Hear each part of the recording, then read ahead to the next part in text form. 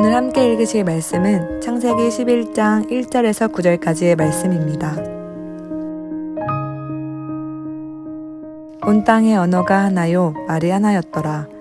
이에 그들이 동방으로 옮기다가 시날 평지를 만나 거기 거류하며 서로 말하되 자 벽돌을 만들어 견고히 굽자 하고 이에 벽돌로 돌을 대신하며 역청으로 진흙을 대신하고 또 말하되 자 성읍과 탑을 건설하여 그 탑 꼭대기를 하늘에 닿게 하여 우리 이름을 내고 온 지면에 흩어짐을 면하자 하였더니 야훼께서 사람들이 건설하는 그 성읍과 탑을 보려고 내려오셨더라. 야훼께서 이르시되 이 무리가 한 족속이요 언어도 하나이므로 이같이 시작하였으니 이후로는 그 하고자 하는 일을 막을 수 없으리로다. 자 우리가 내려가서 거기서 그들의 언어를 혼잡하게 하여 그들이 서로 알아듣지 못하게 하자 하시고 야훼께서 거기서 그들을 온 지면에 흩으셨으므로 그들이 그 도시를 건설하기를 그쳤더라. 그러므로 그 이름을 바벨이라 하니 이는 야훼께서 거기서 온 땅의 언어를 혼잡하게 하셨음이니라. 야훼께서 거기서 그들을 온 지면에 흩으셨더라. 아멘.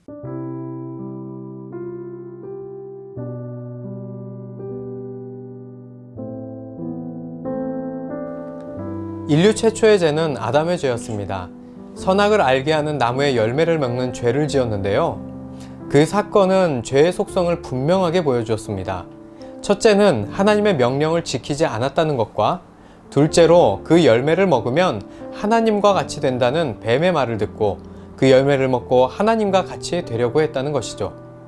그런데 오늘 말씀에 나타나는 인류는 또다시 똑같은 죄를 짓게 됩니다. 사람들은 시날 평지에 성읍과 탑을 쌓아 올려갔다고 합니다. 그런데 왜 성읍을 쌓고 탑을 쌓았냐면 바로 흩어짐을 면하고 하늘에 닿게 하자는 것이었습니다.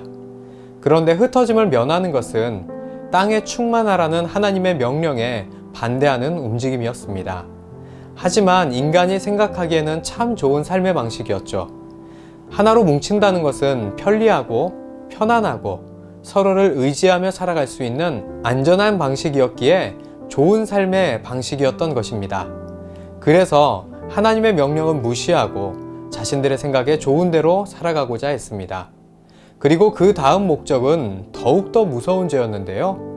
바로 하늘에 닿자는 것이었습니다.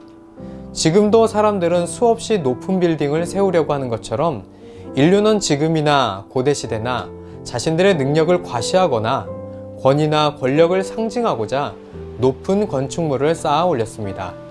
그래서 파라오의 권위를 상징하는 이집트의 피라미드도 높이가 220m이었다고도 하는 것이었죠. 시날 평지의 탑도 그랬습니다.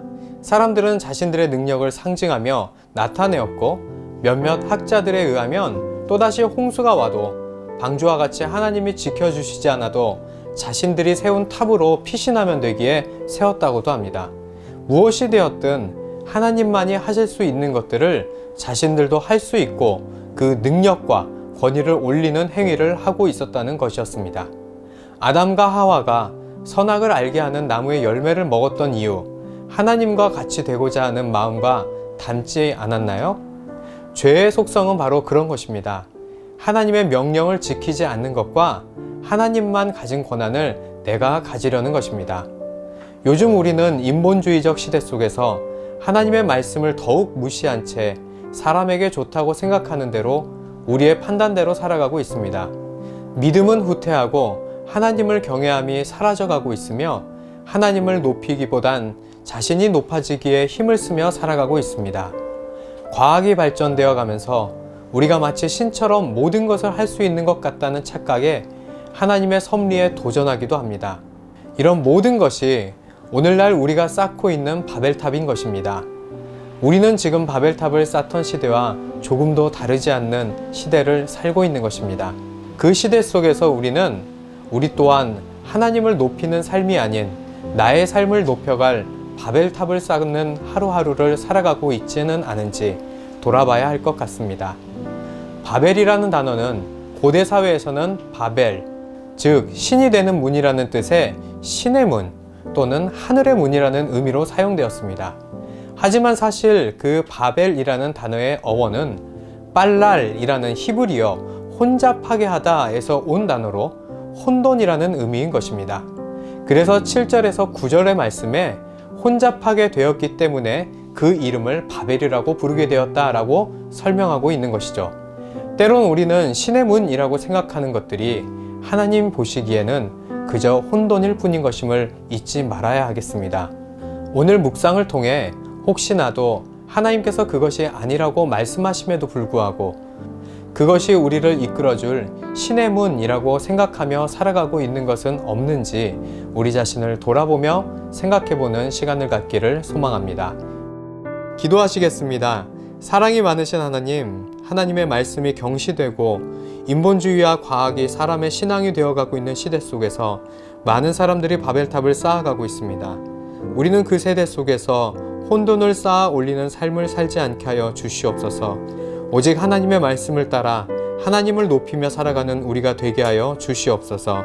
이 모든 말씀 예수 그리스도의 이름으로 기도드립니다. 아멘.